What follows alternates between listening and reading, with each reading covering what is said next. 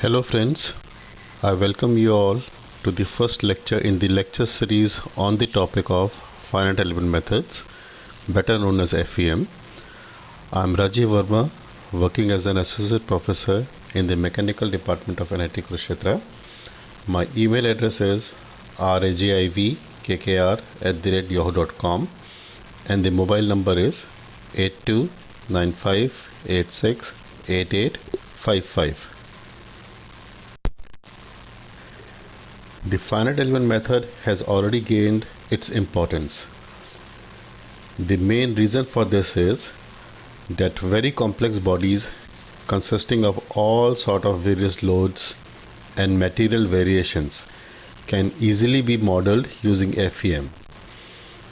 Now when we talk about ease in modeling, we are comparing this advantage of FEM with other methods which were existing prior to the development of FEM, which were basically analytical methods and finite difference method. Indeed, it is going to be seen that FEM can give solutions to problems for which no analytical solution exists. But then this is the advantage of every numerical method. Every numerical method is going to give you solutions to problem for which we do not have any analytical solutions. So basically this is not an advantage of FEM. When compared to FDM, which is finite difference method, it will be seen that FEM can tackle bodies with complex shapes with the relative ease, which is difficult to be done with FDM. But as far as the mathematical theory of FDM is concerned, it happens to be simpler compared to FEM. So this is not really a comparison. While the theory of FDM is easy, theory of FEM happens to be a bit tough. But on the negative side, FDM cannot tackle complex boundaries, that is geometries, while bodies with complex geometries can easily be handled with FEM. Of course, there are other methods which have been developed after FEM. The finite element method has already gained its importance. The main reason for this is that very complex bodies consisting of all sort of various loads and material variations. Now this lecture series is going to be based upon the course curriculum defined for the mechanical students of MTech NIT Kurukshetra and is going to be of use for both mechanical and civil students for MTech and PhD courses. But some problems existing in other branches of engineering can also be solved using FEM. The course contents are introduction of finite element method. We are going to talk about some historical backgrounds, engineering applications, and we are going to compare FEM with other methods. Then some lectures are going to be devoted to integral formulations and variational methods, weighted residual method, weak formulations, Rayleigh-Red methods. Then comes the finite element techniques such as discretization, element shapes, size and node locations, interpolation functions, boundary conditions, concepts of compatibility and completeness, convergence criteria, Lagrange and Hermite polynomials. Then coming to the applications of FEM, we are going to discuss the applications to problem existing in the domain of solid mechanics and structure.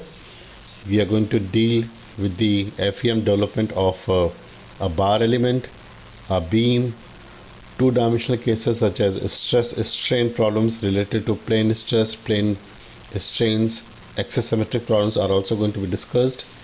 And then at the end we are going to deal with the three-dimensional cases. Then coming to some more applications, we are going to talk about heat transfer problems, where we are going to talk about the Galerkin approach for one-dimensional, two-dimensional and three-dimensional steady state problems involving conduction, convection and radiations. Transient problems are also going to be discussed. Then comes some application regarding to fluid mechanics. We are going to discuss inviscid incompressible problems. Then viscous flow is going to be discussed, stream function, and some lectures are going to be devoted to solution of incompressible and compressible fluid film lubrication problems. And at the end we are going to devote some time to steady state and transient field problems, and we are going to do the computer programmings of practically all the methods which are going to be developed under this particular course. Then coming to reference books, there happen to be plenty of books available in the market, but we are going to concentrate upon the books written on this particular topic by Zienkiewicz, by Hubner, by J.N. Reddy, by S.S. Rao, and the lecture series is primarily based upon the book on FEM by Logan, which is published by Thomson Brooks. Nature is full of phenomena, and all these phenomena happen to be dynamic in nature, which are governed by transient differential equations. Talking about mechanical engineering, a mechanical engineering graduate studies about phenomena in the field of heat transfer, solid mechanics, fluid mechanics, economics, etc. And since it is desirable to optimize the working of the system, the performance analysis becomes an essential part. Traditionally, all these models were simple, and it was possible to analyze them using analytical methods to obtain exact solutions.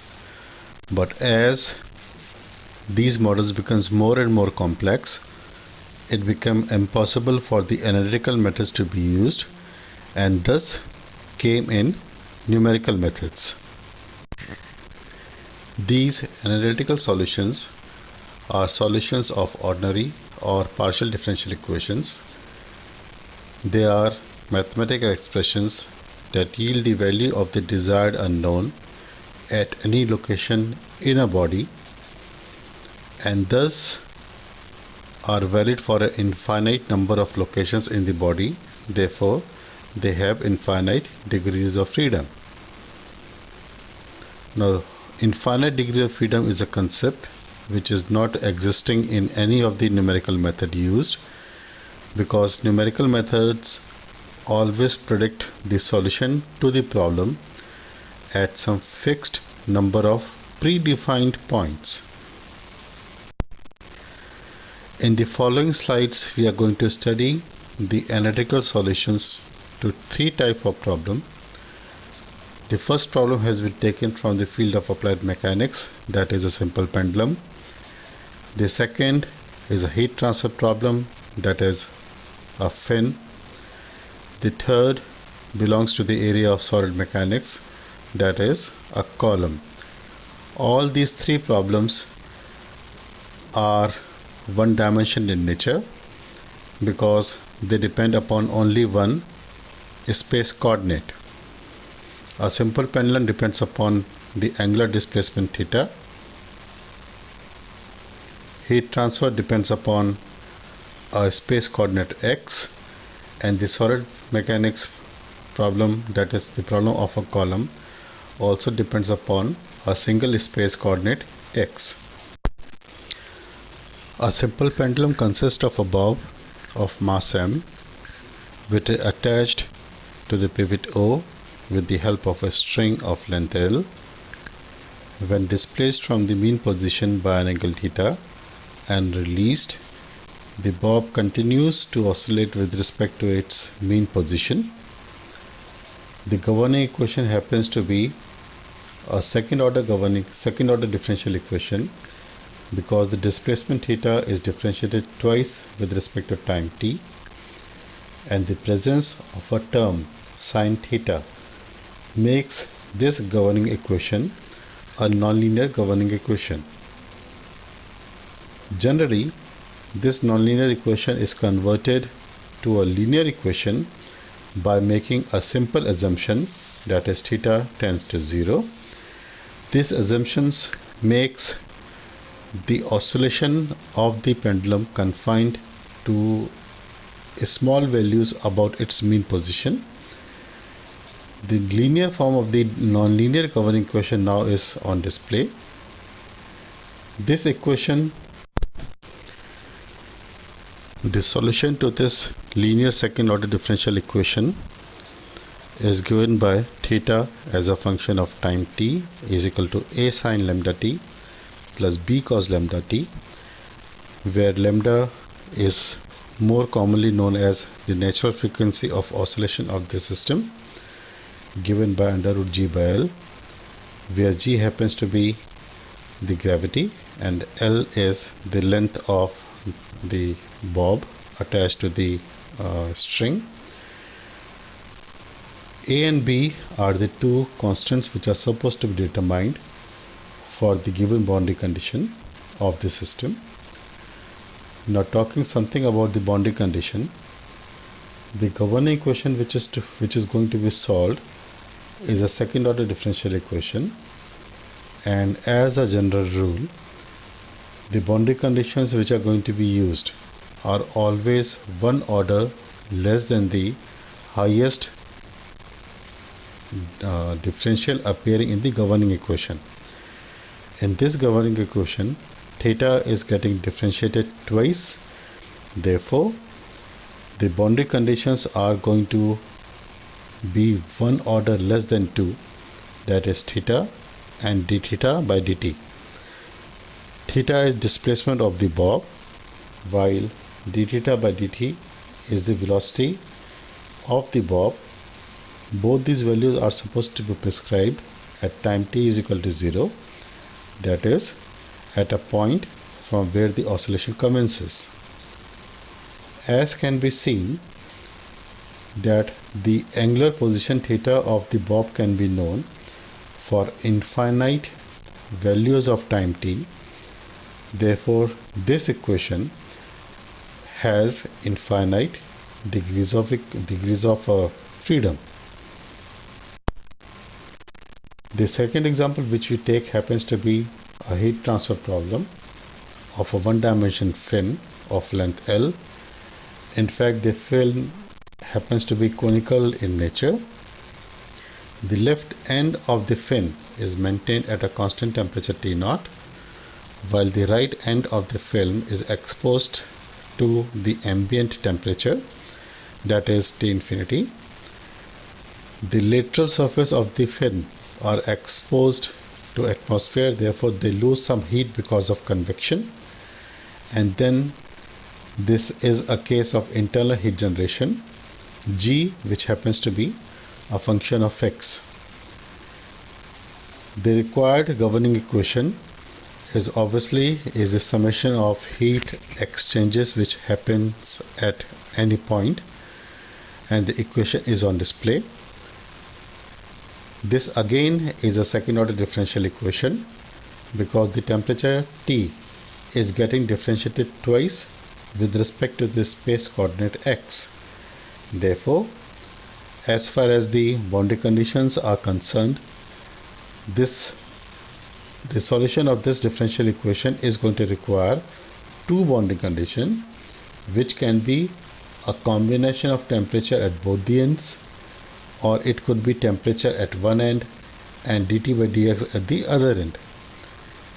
In this case, the boundary condition is temperature T at x is equal to 0 is equal to T0. This is a boundary condition which is applied at the left end of the fin. At the right end, we are applying a boundary condition of conservation of heat. The total amount of heat interaction because of conduction is equal to heat loss because of convection. So the summation of these two terms at x is equal to L is equal to 0. X is equal to L is the right end of the fin. The solution to this particular problem is on display, and it can be seen that the value of temperature T can be obtained at any given value of x within the fin. Therefore, this also is a case of infinite degrees of freedom. The third problem which we take happens to be from the area of solid mechanics. There is a conical column resting on a flat surface. The length of the column is L. The upper end of the column is exposed to a vertically downward force given by capital P, and there is some amount of body force acting in the domain, that is G, which is a function of x. The governing equation is on display, which is applicable for x ranging between 0 to L, and the boundary conditions happens to be prescribed in terms of deformation U at U at x is equal to L, that is the lower end of the column. The displacement is fixed, therefore the value of U happens to be 0, while at the upper end, where the value of x is 0, well, the upper end is supposed to be this is basically the force balance equation. So with the help of these two boundary equations, the governing equation is solved to give the value of displacement as a function of x, and it can easily be seen that the displacement can be found for any given values of x. Therefore, this particular expression also is a case of infinite degree of freedom. The derivation of the governing equation is not difficult. This is what we engineers have been doing right from the first year of the BTech course. The derivation of governing equation always is easy, whether it is case of 1 dimension, 2 dimension, 3 dimension steady state analysis, or even if it is a transit analysis. But the solution is often difficult due to the geometric and the material complexities, and this is where the numerical methods provide an alternate means of solution. The thing to be observed regarding numerical methods is that the solution obtained via the numerical method is an approximate solution, and the solution is obtained at limited points which are predefined in nature. Therefore, the degree of freedom for any numerical method happens to be limited and is not finite and is not infinite. Some observations common to all numerical methods are: any numerical method converts a set of differential equations to a set of simultaneous algebraic equations which are going to be solved to obtain the value of unknown at the discrete number of points in the continuum. The thing to be observed is that the solution achieved by any numerical method is close to the exact solution but is not the exact solution. This means that how much accurate the numerical method might be, there always is going to remain some error between the numerical solution and the exact solution. Some popular numerical methods are the finite difference method, FDM, the finite element, FEM, boundary element method, commonly known as BEM, and recently there has been quite a few methods being developed which lie under the category of mesh-free methods. It may be noticed that this particular list is not exhaustive and is only a representative of the numerical methods commonly in use. Now, in finite difference method, the differential existing in the governing equation is replaced by differences. Commonly, the differentials which are replaced by differences are being replaced with respect to the forward difference, backward difference, central differencing scheme. They might be one-sided, they might be two-sided, they might be first order, they might be second order.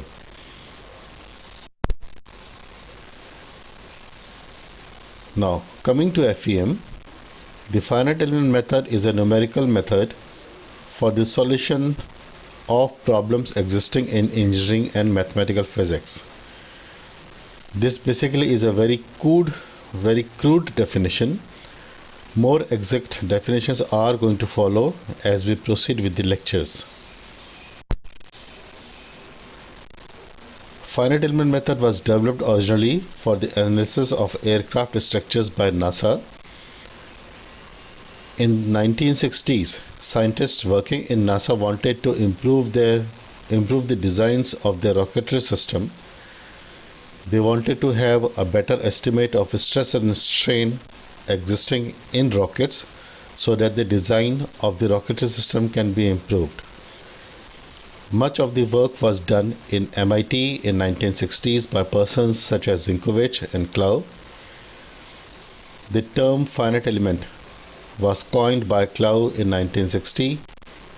The first book on the topic of finite element method was written by Zinkovich in the year 1967, and so far we have seen very diverse application of finite element method to every field of engineering. In general, the general nature of the theory of finite element method makes it possible for a wide range of problems to be solved with the help of finite element method. Typical problems of interest include problems related to structure analysis, heat transfer, fluid flow, mass transport, electromagnetic potential, etc. Problems related to structural areas are problems such as the problems related to stress analysis, buckling, vibration analysis, impact problems. Non-structural problems are problems such as those existing in the areas of heat transfer, fluid flow, distribution of electrical or magnetic potential around antennas and transistors. Now coming to some advantages of finite element method. FEM has the capability of modeling bodies of irregular shapes quite easily. It can handle a wide range of general load conditions without any difficulty. Even bodies with diverse material properties can easily be handled, and it can tackle unlimited numbers of boundary conditions. Varying the size of the element makes it possible to use small elements wherever necessary.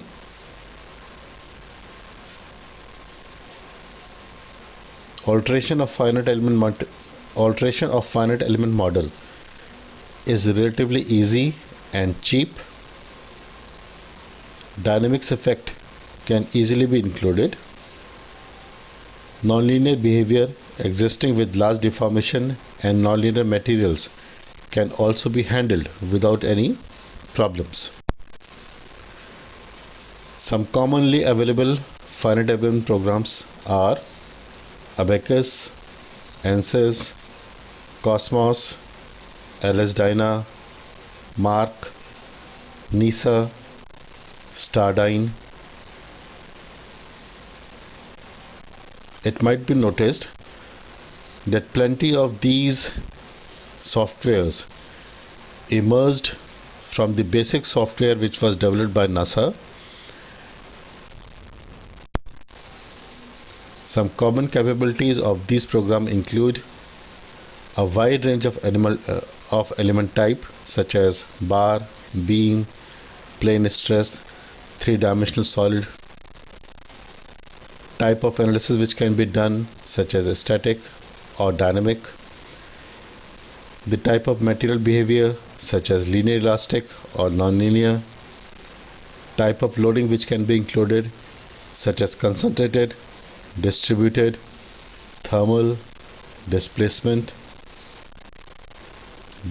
behavior such as a small and large displacement, and buckling. Data generation such as the creation of mesh, nodes, elements. This basically is pre-processing of the data. Now once the results have been obtained, the results are going to be presented in graphical forms. So virtually all of these softwares have a very good capability of plotting the results in graphical form, which happen to be very colorful in nature.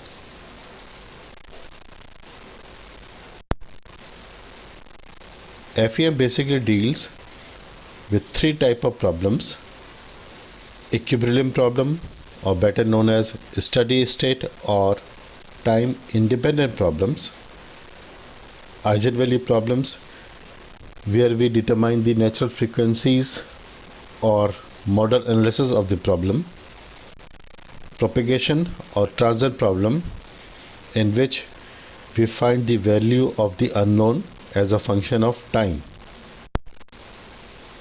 In equilibrium problem, we need to find the steady state displacement or stress distribution if it is a solid mechanics problem; temperature or heat flux distribution if it is a heat transfer problem; pressure or velocity distribution if it is a problem related to fluid mechanics.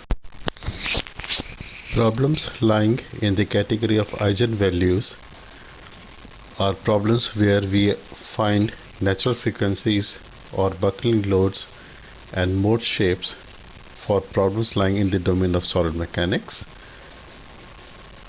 If the problem is related to fluid mechanics, we are going to be concerned with finding the stability of laminar flow, and if it is a problem of electrical circuits, most of the time we are going to be interested in finding the resonance characteristic. Propagation or transient problems are time dependent problems, such as the response of a body under time varying force in solid mechanics and the response of the body under sudden heating or cooling in the field of heat transfer. The working of finite element method can be illustrated in 6 main steps, and these steps are going to remain as they are, irrespective of the nature of the problem which is being solved. The first step is discretization of the continuum. The next is the selection of a interpolation function. Third is finding the elemental properties. Fourth step is the assembly step. Fifth is solution of the global equation after the application of boundary conditions. And the last, that is the sixth step, is the computation of additional results. In the first step, the body is discretized into smaller elements, which is known as mesh. The mesh is described in form of nodal coordinates and elemental connectivities. The process of discretization has been illustrated in these two figures. In both the figures, the same domain has been discretized using a square element. Figure A is a coarse mesh and consists of 41 elements, while figure number B is a finer mesh and has a total number of 192 elements. In both the discretization process, it can be seen that there happens to be an area which is not included in the discretization process. In fact, this is one of the main sources of error in finite element method. All bodies are three-dimensional in nature. They have a certain length, a certain width, and certain height.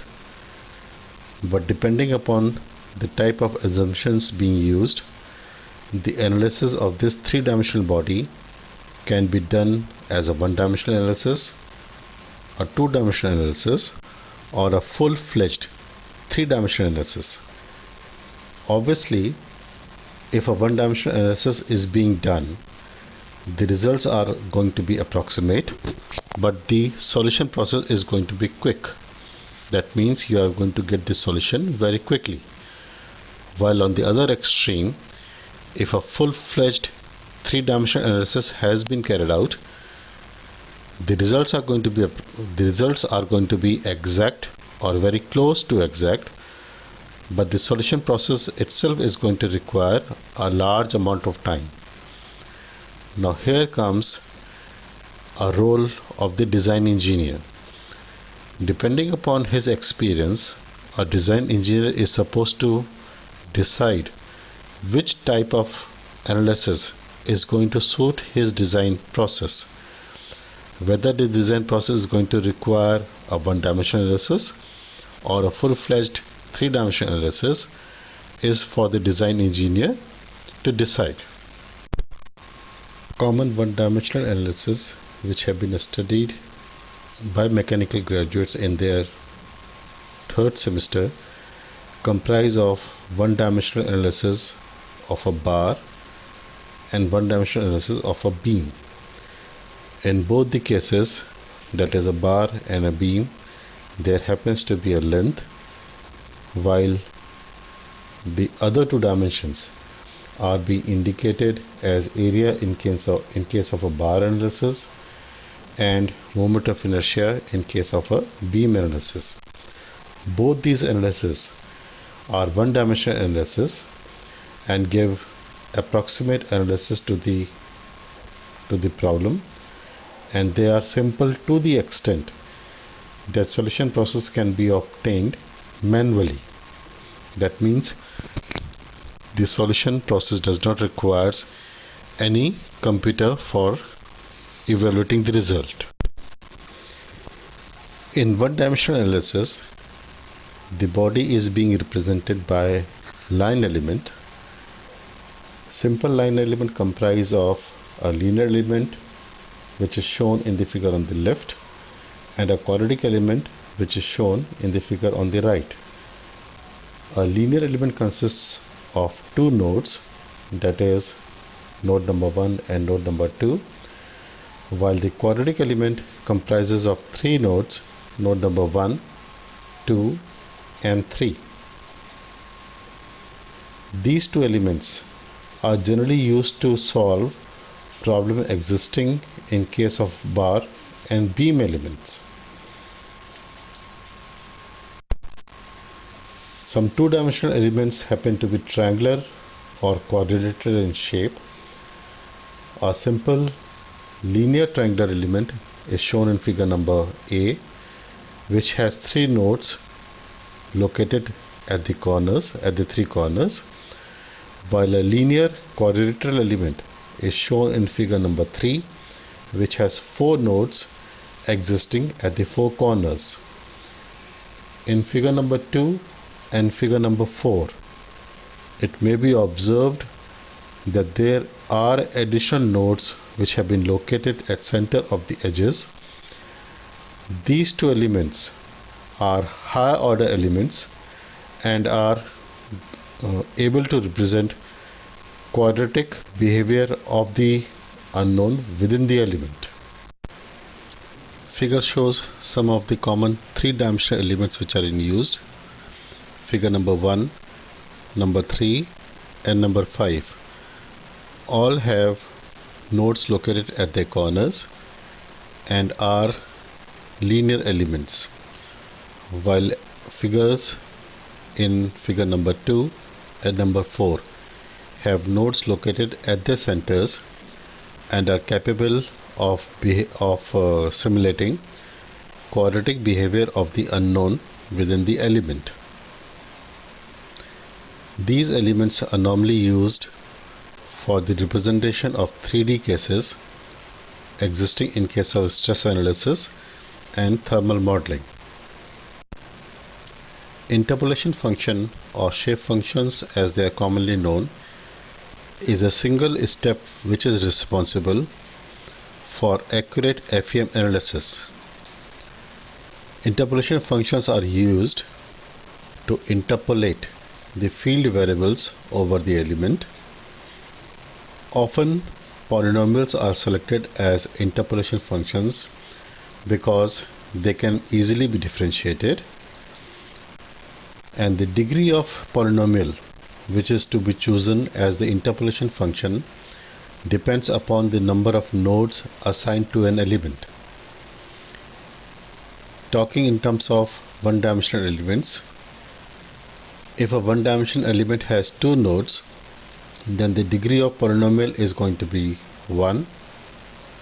That is, we are simulating, we have a linear element, while if the number of nodes happens to be 3, then the degree of the polynomial is 2.